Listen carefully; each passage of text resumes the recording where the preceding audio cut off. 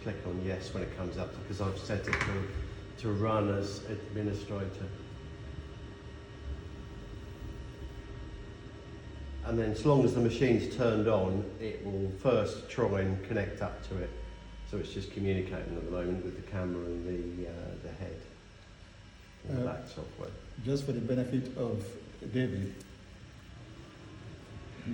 normally when this laptop is not here, okay, you need to connect those two cables.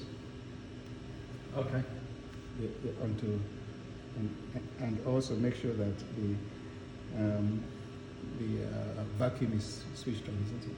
No, this turns it. This controls it anyway, Yeah, okay. so it'll turn it on and off anyway automatically. I thought there are two different switches there. Yeah, there are, but Yeah. you don't necessarily have to. Yeah, I mean you can switch it on and off, but you haven't got to actually turn it on there. Just power it on the wall. So it's looking for a reference point. It's just referencing the machine. It's X and Y limits at the moment.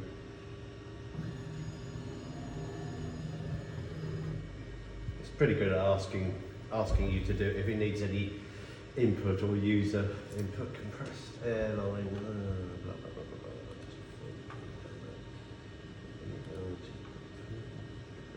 blah. Okay. So this dialog box here is asking us which template we want to load up, and you might not be able to read it from there, but if you scroll down, you've got many different templates according to what type of printed circuit board you're going to be designing or making. So we've got single-sided FR4, double-sided with no through-hole plating. If you went down the line of plating lines, or the LPKF plating lines, you could select something, or there's one called Easy Contact as well, which is quite good. It's basically a system where you get this minute, you've got to have really good eyes, minute copper rivets, and you basically use a hole punch and push these rivets down through the pre-drilled via holes and peen it over onto metal block, which comes in the kit, and it basically makes like a mechanical through-hole connection through the board rather than a plating line.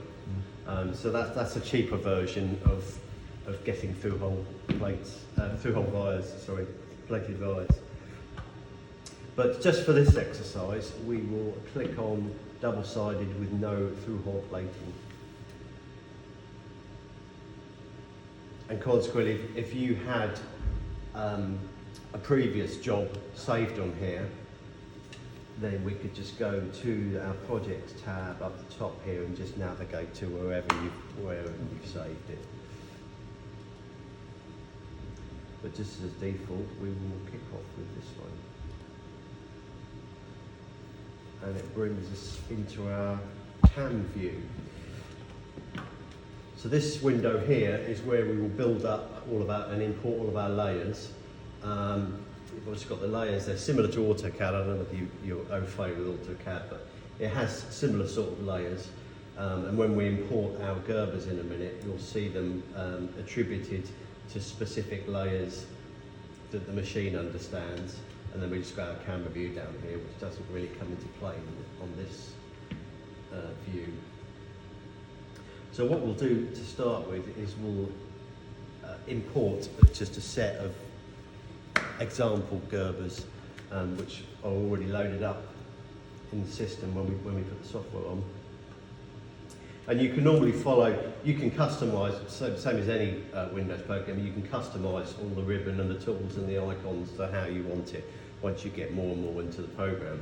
But this second row of icons here is a good basis to start following through into the order of doing things. So the process planning wizard was what we did at the start. You can click on process PCBs, then you can define. This is basically the a front end for the templates, but we've already loaded a template up, so I don't have to really go all through all this. What this is doing, if we followed all the way through, is basically just collating additional settings or different settings apart to what the templates are. So if you wanted to create something slightly different or put in a different substrate, but we've already got. Steve. Yeah. That's Just right. Just 1 minute. Fire any questions at any I point. just want to pick. Sure.